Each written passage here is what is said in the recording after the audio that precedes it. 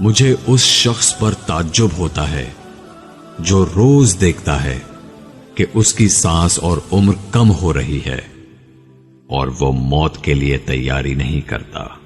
اور آج کی آخری بات، ڈر ناکامی سے ملا ہوا ہے۔ کسی نے سوال کیا، اگر کوئی اپنا ہمیں بھول جائے تو کیا کیا جائے؟ جواب آیا، کوئی اپنا ہو تو کبھی نہیں بھولتا، اور جو بھول جائے وہ اپنا نہیں ہوتا۔ رزق کے پیچھے اپنا ایمان خراب مت کرو، کیونکہ رزق انسان کو ایسے تلاش کرتا ہے جیسے مرنے والے کو موت۔ جو ظلم کے ذریعے عزت چاہتا ہے، خدا اسے انصاف کے ذریعے ذلیل کرتا ہے۔ تمہارا بہترین دوست وہ ہے کہ جب تم غریب ہو جاؤ تو تم سے محبت میں کمی نہ کرے، اور جب تم امیر ہو جاؤ تو تم سے محبت میں اضافہ نہ کرے۔ بعض اوقات اپنا اندر خالی اور ایک کمی سی محسوس ہوتی ہے، یقین کریں وہ کمی کسی اور کی نہیں، خدا کی محبت کی کمی ہوتی ہے۔ جب تک اپنی ذات پر تنقید برداشت کرنا نہ سیکھ لو، اس وقت تک دوسروں کے بارے میں بھی مکمل خاموشی اختیار کیے رکھو۔ ہم ایسے معاشرے میں جی رہے ہیں جہاں بے ادب لوگ ادب پر بات کرتے ہیں۔ شیشے اور رشتے دونوں نازک ہوتے ہیں، مگر ان میں ایک فرق ضرور ہوتا ہے، شیشہ غلطی سے ٹوٹتا ہے اور رشتے غلط فہمی سے۔ کسی نے مجھ سے پوچھا، تمہارا اپنا کون ہے؟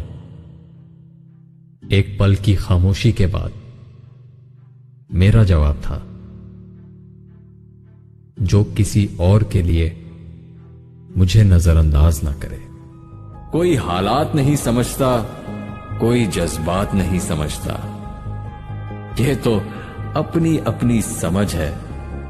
کوئی کورا کاغذ پڑھ لیتا ہے تو کوئی پوری کتاب نہیں سمجھتا۔ میں نے بہت سے انسان دیکھے ہیں جن کے بدن پر لباس نہیں ہوتا، اور بہت سے لباس دیکھے ہیں جن کے اندر انسان نہیں ہوتا۔ معاف کرنے کی عادت اور حوصلہ پیدا کرو۔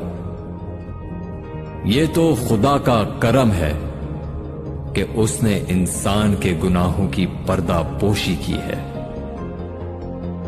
اگر تمہارے درمیان ایک دوسرے کے گناہ ظاہر ہو جاتے تو تم ایک دوسرے کو دفن بھی نہ کرتے۔ کبھی اس کو نظر انداز مت کرو جو تمہاری بہت پرواہ کرتا ہو، ورنہ تمہیں کسی دن احساس ہوگا کہ پتھر جمع کرتے کرتے تم نے ہیرا گوا دیا۔ دو چہرے انسان کبھی نہیں بھولتا، ایک مشکل وقت میں ساتھ دینے والا اور دوسرا مشکل میں ساتھ چھوڑنے والا۔ کبھی کسی کا دل مت دکھاؤ، کیونکہ معافی مانگ لینے کے باوجود اسے دکھ ضرور رہے گا۔ کسی کی مدد کرتے وقت اس کے چہرے کی جانب مت دیکھو، ہو سکتا ہے اس کی شرمندہ آنکھیں تمہارے دل میں غرور کا بیج بو دے۔